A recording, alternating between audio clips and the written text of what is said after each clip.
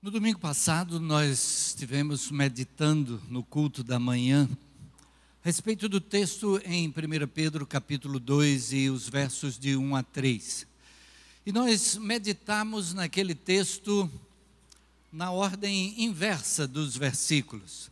E meditamos a respeito do fato de que já provamos que o Senhor é benigno, que é o que afirma o versículo 3, e nós já temos provado isso nas nossas vidas, mas também destacamos que a resposta que damos ao fato de que o Senhor é benigno para conosco é a busca pelo crescimento.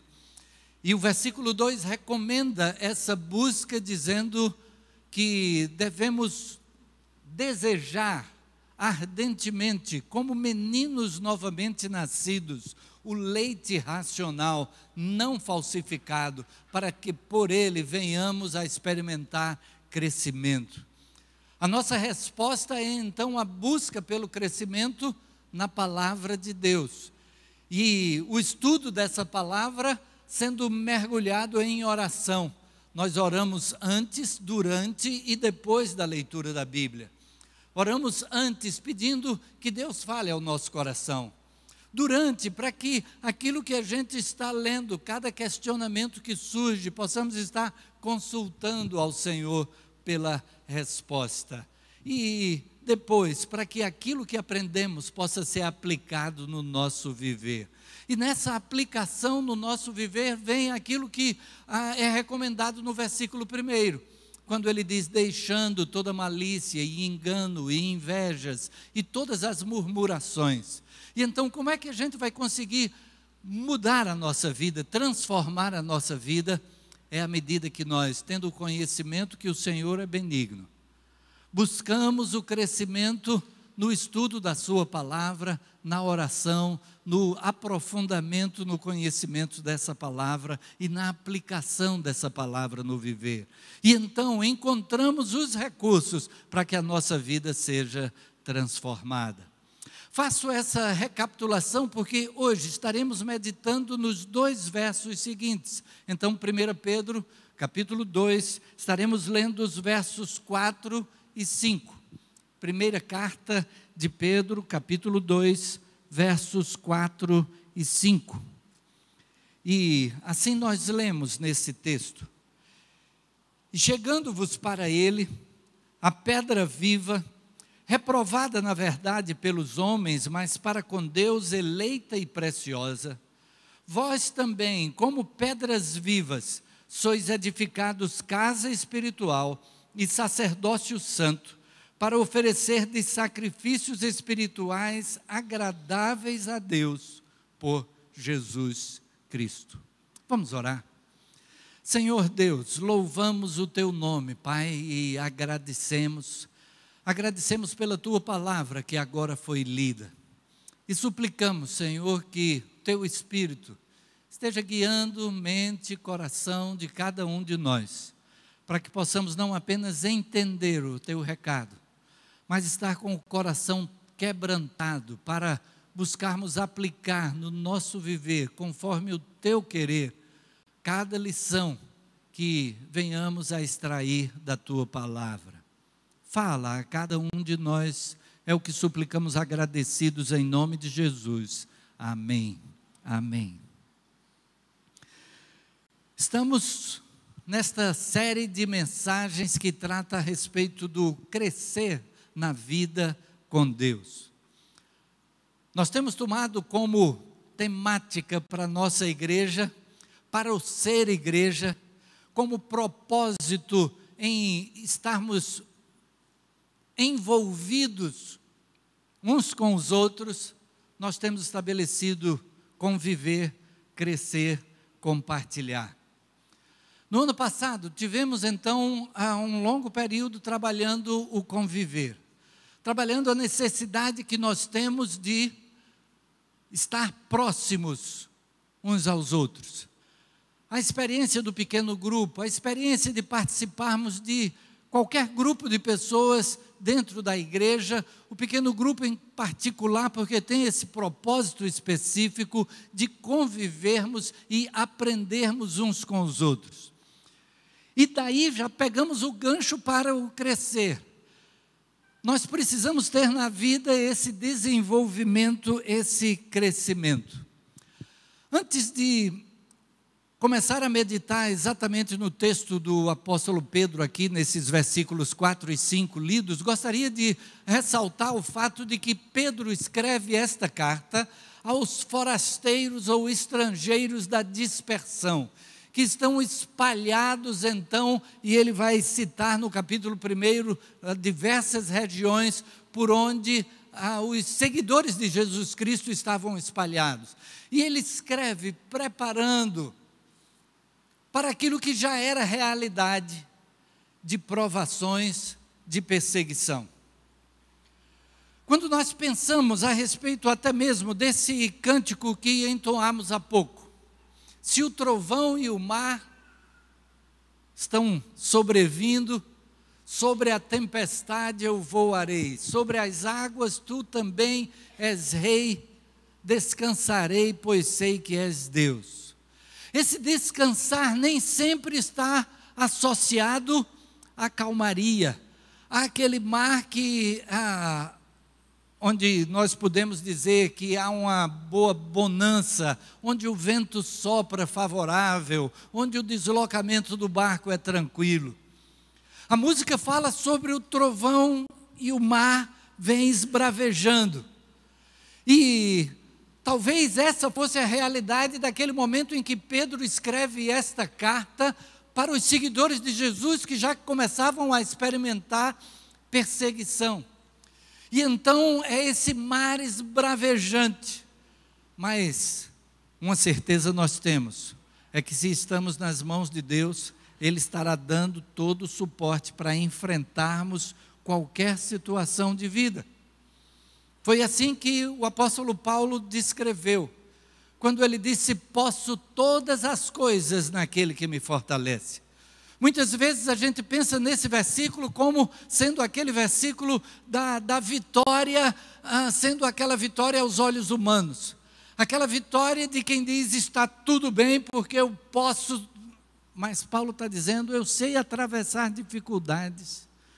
Eu sei, ele está se referindo ali, ele está agradecendo à igreja de Filipos por uma oferta que recebeu, que a igreja enviou para ele, mas ele diz, não que eu diga isso por obrigação, porque eu sei tanto ter fartura como passar necessidade, eu estou experimentado em todas essas coisas, mas eu posso todas as coisas naquele que me fortalece. Deus é aquele que nos dá o suporte necessário. E então essa é a realidade que Pedro tinha em mente também nessa carta, na escrita dessa carta. E a gente vai ver ao longo do texto que algumas coisas vão dizer respeito a este fato. Agora, no versículo 4, então ele começa dizendo, chegando-vos para Ele. E o nosso crescimento na vida com Deus pressupõe a nossa disposição de chegarmos para Ele. O foco então do nosso crescimento está em Jesus. É chegando próximo a Ele, é nos aproximando dEle, que nós vamos experimentar o crescimento. Não simplesmente aquela busca na palavra pelo conhecimento. Não apenas aquela busca para sabermos cada vez mais, mas para nos aproximarmos de Deus, através da palavra, podermos ter um maior conhecimento dEle, da sua vontade, e então podermos crescer na vida com Deus, porque estamos nos chegando para Ele. O propósito de Deus é relacionamento conosco. Sempre foi. E a gente vai ver que ao longo tanto do Antigo Testamento, do Novo Testamento, a gente vai ver retratada esta realidade de que Deus está sempre nos convidando. Deus está sempre disposto a estabelecer um relacionamento com o homem. Está sempre disposto a dar uma nova oportunidade, está sempre disposto a restaurar, a ajudar na caminhada. O foco então está em Jesus, chegando-vos para Ele. Até que ponto temos separado na nossa vida diária um tempo para nos chegarmos a Ele. Até que ponto a gente tem encontrado lugar na nossa agenda? E de repente a gente é levado a pensar assim: poxa, minha agenda é tão cheia aqui que eu não tenho encontrado esse tempo. Esse tempo nunca vai sobrar. Esse tempo vai precisar ser priorizado. Esse tempo vai precisar que possamos marcar as outras coisas, reservando aquele espaço definido. De termos um lugar apropriado, um lugar tranquilo, onde podemos nos concentrar e mergulhar na palavra de Deus, na oração, chegando-nos a Ele. E Deus nos presenteia todos os dias. Podemos dizer que Ele nos dá 24 presentes todos os dias. 24 horas por dia. Para que a gente possa fazer o que quiser com essas 24 horas. Ninguém recebe mais, ninguém recebe menos.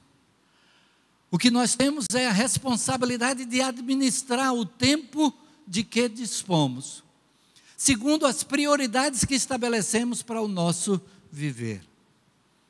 Chegando-vos para Ele. Mas Pedro continua dizendo aqui, então, chegando-vos para Ele a pedra viva. Pedra, base, fundamento, segurança, estabilidade.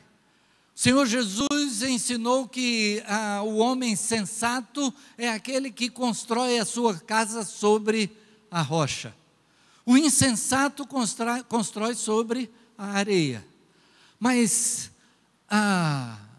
em determinado momento vai haver a pergunta de Jesus aos discípulos: quem vocês dizem que eu sou? E Pedro então diz: tu és o Cristo, o Filho do Deus vivo. E Jesus diz: sobre esta pedra edificarei a minha igreja. Teu nome é pedra, Pedro.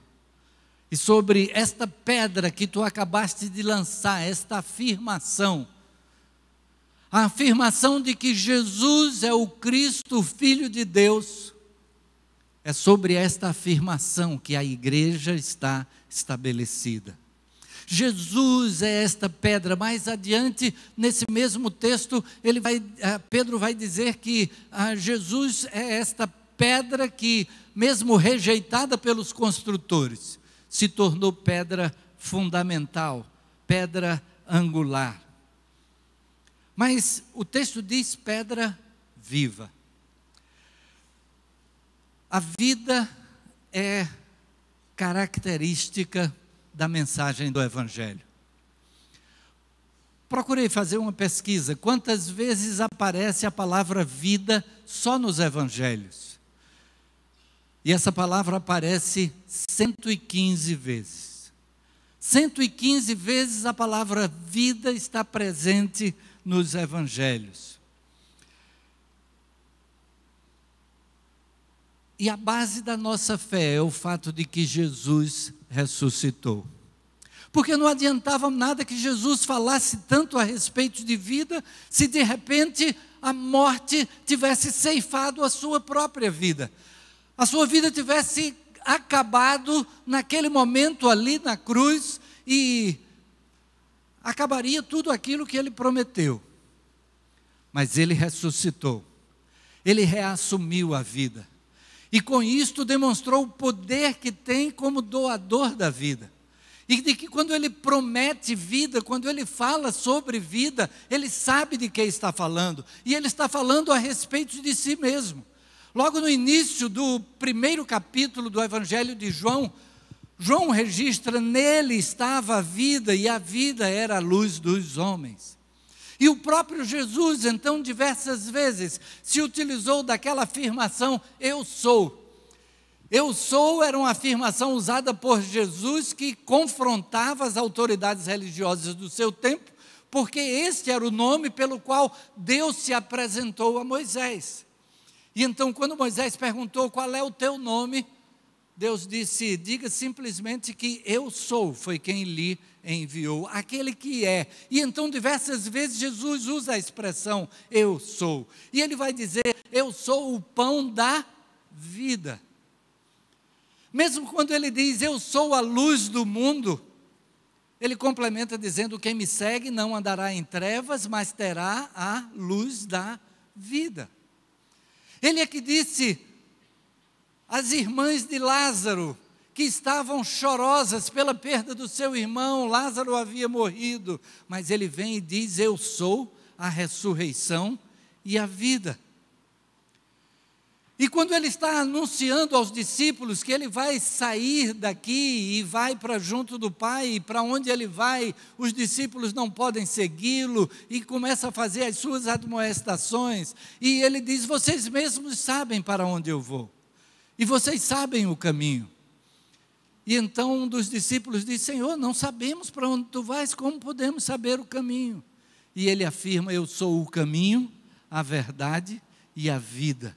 Ninguém vem ao Pai, senão por mim. Jesus ensinou então diversas vezes a respeito da vida, e ele deu prova de que estava falando a verdade, de que ele estava falando com consciência de quem ele é. E então, quando ele prometeu vida, e depois de morrer na cruz, ele reassume a própria vida, nós podemos ter a certeza de que ele tem poder para cumprir com aquilo que ele prometeu, como doador da vida. Chegando-vos para ele, pedra viva, esse que tem o poder de doador da vida, o poder sobre a morte, é a este que nós nos achegamos. E ele próprio foi que disse em outra ocasião, o ladrão não vem senão a roubar, matar e destruir. Eu vim para que tenham vida e vida em abundância. A esse que é o pão da vida, fonte da luz da vida, ressurreição e vida, caminho, verdade e vida, ele veio para que a nossa vida seja uma vida abundante. De que esse chegarmos a Ele traz como resultado vida. Chegarmos a Ele ao abrirmos mãos de outras coisas, ao abrirmos aquele espaço na agenda para chegarmos diante dEle. A promessa que Ele faz é de que o que teremos como retorno é vida. A pedra viva, rejeitada sim pelos homens. Jesus Cristo veio e mais uma vez, João capítulo 1 vai dizer, veio para o que era seu, mas os seus não o receberam. Mas a todos quantos o receberam, deu-lhes o poder de serem feitos filhos de Deus. Rejeitado sim por muitos. Rejeitado por pessoas que acham que já sabem todas as coisas, que conhecem tudo, e que essa história de Bíblia, de Jesus, é talvez uma coisa muito antiquada e que não tem valor para hoje. Costumo citar quando alguém fala algo assim, é de que a pessoa continua valorizando Aristóteles, Pitágoras, continua valorizando Sócrates, continua valorizando Platão, mas Jesus é desatualizado. É porque Sócrates e Platão, eles não interferem nos planos daquele que quer nos afastar de Deus. Mas Jesus é aquele que nos liga de volta a Deus. É aquele que traz para a nossa vida essa vida abundante. Rejeitado, sim, pelos homens, mas para com Deus esta pedra é eleita e preciosa. E então não adianta rejeitar alguém que é aprovado por Deus, alguém que é estabelecido por Deus. Algumas vezes até, mesmo quando a gente conversando sobre alguns temas bíblicos, E quando a gente fala a respeito de escatologia, ou seja, as coisas dos últimos dias, as coisas que estão por acontecer, às vezes alguém vem e defende veementemente dizendo vai ser dessa forma. Eu sou amilenista, ou pré-milenista, milenista, e defende o seu ponto de vista com unhas e dentes. E eu costumo pensar o seguinte: não adianta defender com unhas e dentes, porque aquilo que é verdade, mesmo que eu defenda com unhas e dentes outro ponto de vista. Deus sabe o que é que vai acontecer. Ou seja, contra aquilo que de fato há de acontecer, não adianta argumentos, não adiantam argumentos. Porque se a palavra de Deus diz que todos nós haveremos de estar diante do justo juiz, não adianta pensar que isso é coisa do passado, se no futuro isso irá acontecer. E então, rejeitada sim pelos homens, mas para com Deus, eleita e preciosa.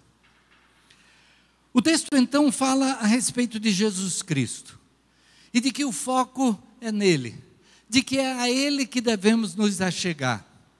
E aí no versículo 5 ele vai dizer qual vai ser o resultado na nossa vida. E então ele complementa nos dizendo que vós também, como pedras vivas, sois edificados casa espiritual e sacerdócio santo, para oferecer de sacrifícios espirituais agradáveis a Deus por Jesus Cristo. Se nos achegamos a Ele, como é mencionado, tanto aqui no versículo 4, como naquele resumo que mencionei do versículo 2 principalmente, desejarmos, como menino novamente nascidos, esse leite espiritual, esse alimento espiritual. O que o texto diz é que nós também estaremos nos transformando em pedras vivas. Nós também estaremos assemelhados a Jesus. Se Jesus é pedra viva, Pedro vem e diz que quando a gente se aproxima dele, a gente também se transforma em pedra viva. E você pode notar talvez isso na sua experiência com as pessoas que estão à sua volta. De repente pode ser até que alguém lhe despreze pela sua fé em Deus. Mas aquela pessoa que lhe despreza, de repente passa por alguma dificuldade, e aí chega para você e diz: olha, eu estou atravessando tal coisa. E aí uma das duas, ou diz: inclua o meu nome nas suas orações. Ou então vai fazer a pergunta: por que é que isso está acontecendo comigo? Ele vai entender e vai reconhecer que aquilo que você tem vivido tem sido pedra, tem sido firmeza, tem sido fundamento. E vai recorrer a você na hora da dificuldade. E também pedra viva. Porque, como dissemos, o que Jesus tem para nós é a vida abundante. Então, a nossa vida vai ser uma vida que transborda de vida. E a pessoa vai ver que você transborda de vida, mesmo não participando de tanta coisa que o mundo apresenta como sendo vida, entre aspas, mas que termina fazendo parte daquela primeira metade de João capítulo 10, versículo 10, quando Jesus diz: o ladrão não vem senão a roubar, matar e destruir. E a pessoa vai em busca de vida e depois encontra que aquilo foi roubo, morte, destruição. Pedras vivas, como pedras vivas, somos colocados à semelhança de Cristo. E aí vem algo que fala a respeito daquele momento que aquelas pessoas estavam vivendo e que Pedro tinha como propósito de preparar aquelas pessoas para as provações. Porque Jesus, como pedra viva, atravessou perseguição, atravessou provação, chegou mesmo à morte, e morte de cruz. Pedro está dizendo: olha, vocês estarão sendo assemelhados a Jesus. E se fizeram o que fizeram ao Mestre, esteja preparado para aquilo que venha a sofrer pela sua fé. Mas ele diz: sois edificados casa espiritual. Nós, como pedras, estamos edificando uma casa espiritual. Pastor Nelson já ressaltou aqui o fato de que nós somos corpo de Cristo, que nós somos, como igreja, templo do Espírito Santo. E nós construímos esse templo, tanto individualmente, nós mesmos tendo a experiência de ter o Espírito Santo em nós, como fazendo parte da igreja e junto com os nossos irmãos, buscando realizar a vontade de Deus na terra. Cada um de nós como uma pequena pedra.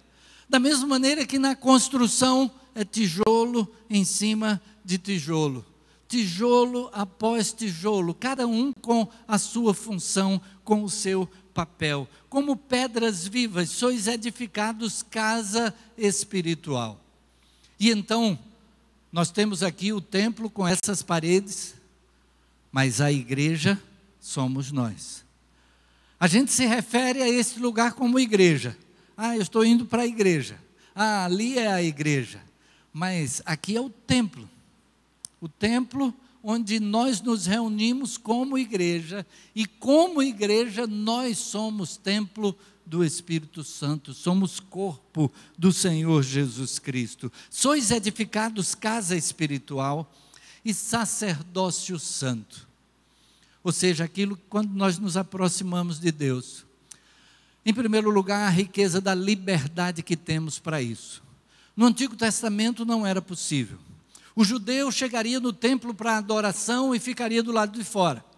Ele entraria até o pátio do templo, os átrios do templo, mas apenas os sacerdotes entrariam no lugar santo. E só o sumo sacerdote, uma vez por ano, no Santo dos Santos. Mas quando Jesus morreu, o véu que separava o lugar santo do Santo dos Santos rasgou-se de cima a baixo. Destacando o fato de que Deus agora está acessível a todas as pessoas. Nós podemos nos chegar diante de Deus. E se era só o sacerdote que chegava diante de Deus, agora nós somos esse sacerdócio. Se apenas a tribo de Levi e a família de Arão é que tinham o direito de entrar no templo, nós podemos nos apresentar diante de Deus. Que riqueza de não precisarmos de intermediário. E o Senhor Jesus ensinou dessa forma, quando disse: vós orareis assim: Pai nosso que estás nos céus. E então nós nos dirigimos diretamente a Deus. Nós temos acesso direto a Deus. Sacerdócio santo. E finalmente apontando para os propósitos de Deus em nós. Para oferecer de sacrifícios espirituais agradáveis a Deus por Jesus Cristo. O apóstolo Paulo, escrevendo aos Romanos no capítulo 12, tem aquele texto que fala a respeito do sacrifício que nós podemos apresentar a Deus. Quando ele diz: rogo-vos, pois, irmãos, pela compaixão de Deus, que apresenteis os vossos corpos por sacrifício vivo, santo e agradável a Deus. E aí, uma particularidade aí, né, que ele está falando de sacrifício, ele está falando de vida, ele está falando que esse sacrifício é agradável a Deus, e no texto de Pedro, da mesma maneira, e ele complementa dizendo que é o vosso culto racional. Apresenteis os vossos corpos. E então, a maneira como servimos a Deus e como servimos as pessoas, a maneira como utilizamos o nosso corpo para adorar a Deus através daquilo que realizamos. Isso é o sacrifício espiritual agradável a Deus. Quando sacrificamos aquele tempo para estar com Deus e depois entendemos que não é sacrifício nenhum, porque os momentos com Deus são maravilhosos e nós desfrutamos desses momentos. Mas quando abrimos mão de alguma outra coisa, nós estamos fazendo sacrifícios espirituais agradáveis a Deus. A maneira como aplicamos os dons que recebemos de Deus, a maneira como procuramos nos envolver para o crescimento do reino de Deus, é o que Paulo vai dizer que esse é o culto racional. E então nós nos reunimos aqui para culto, mas essa é só uma parte do nosso culto, porque nós nos reunimos aqui como quando a gente está com o celular com a carga meio baixa, né?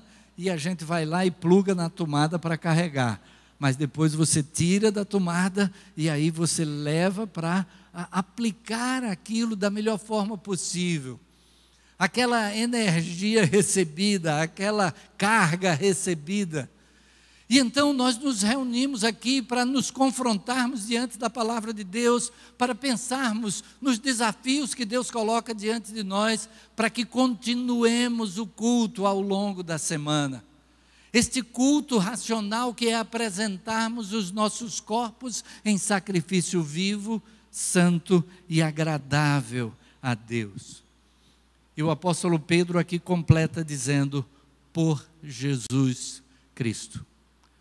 Tudo aquilo que temos em Jesus, a nossa possibilidade de chegar diante de Deus, a nossa possibilidade de ser instrumento nas mãos de Deus naquilo que fazemos, é porque Jesus um dia entregou a sua vida, para que nós estivéssemos restabelecidos à presença de Deus, para que nós pudéssemos então estar mais uma vez, na presença daquele Criador de todas as coisas, e ao mesmo tempo, é aquele que nos conhece individualmente, aquele que sabe exatamente quais são as nossas necessidades, do que é que nós precisamos, e qual o propósito que Ele tem para o nosso viver. Para oferecerdes sacrifícios espirituais, agradáveis a Deus, por Cristo Jesus. Primeiro passo é podermos estar restabelecidos à presença de Deus, é podermos receber a Jesus como nosso Salvador, e então desfrutar desta restauração, porque o pecado é aquilo que nos separa de Deus, e a palavra de Deus diz que todos pecaram. Todos nós temos pecado, mas Jesus pagou na cruz pelo nosso pecado. Ele levou sobre si o nosso pecado. Aquilo que nos separava de Deus, Jesus removeu de sobre nós e levou sobre si, para que nós pudéssemos estar mais uma vez na presença dEle, desde aqui nesta vida, mas até a vida futura, a vida eterna na presença desse Deus. Baixe sua cabeça, feche seus olhos. Talvez você entrou aqui nessa noite ainda sem ter a certeza de qual será o futuro da sua vida.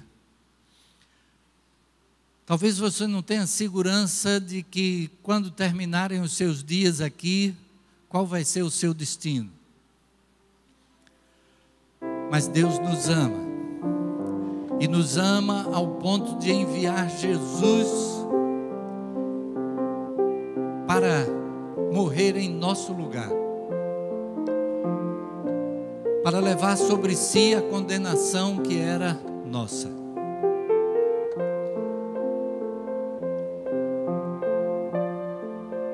E aquilo que Ele fez está disponível a todas as pessoas,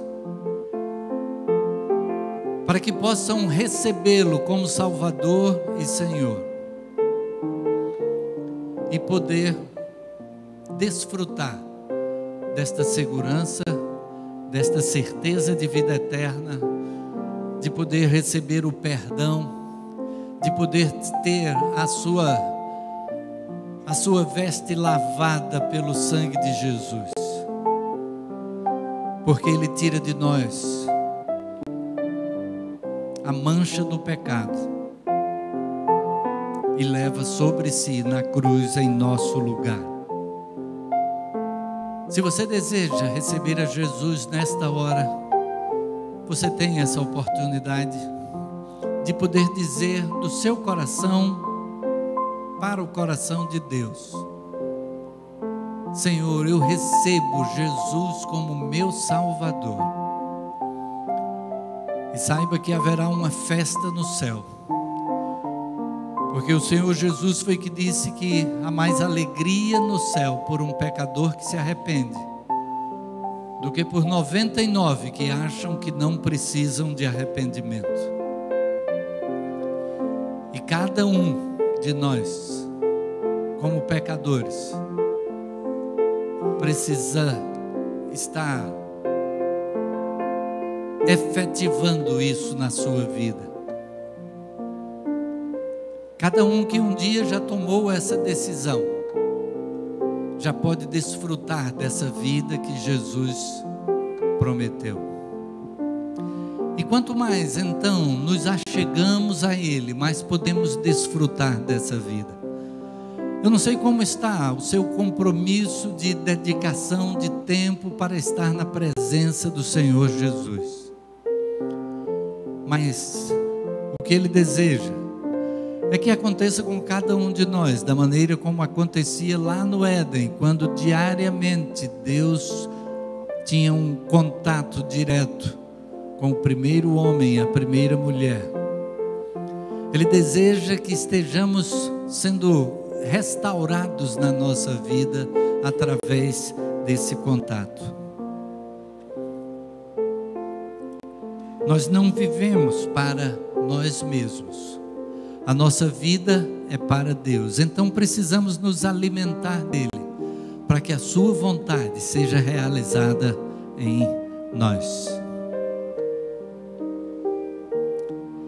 Senhor Deus, louvamos o Teu nome, Pai, e agradecemos pela Tua palavra, agradecemos porque ela traz o recado que Tu tens para nós, a Tua vontade para o nosso viver, o Teu propósito de que estejamos nos aproximando mais e mais de Ti, que possamos dedicar tempo na nossa vida e para cada um que já o faz, talvez aprofundar-se mais na quantidade de tempo, na qualidade de tempo, na aplicação, no viver, naquilo que aprendemos na Tua palavra, de podermos nos dedicar mais e mais ao nosso próximo, principalmente aqueles que não Te conhecem, para que possam vir a Te conhecer através de cada um de nós.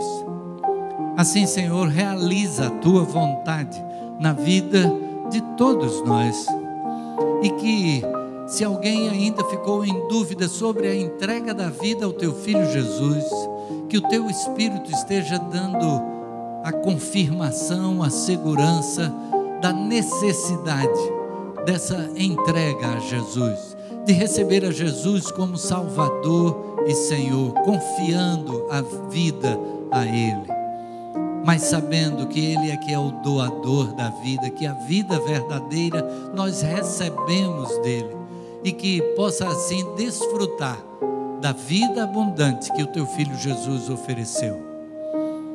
Continua a falar ao nosso coração ao longo desta semana, que possamos estar aplicando cada dia mais no nosso viver a Tua vontade, que possamos estar nos chegando mais perto de Ti. É a oração que fazemos agradecidos no nome de Jesus. Amém. Amém.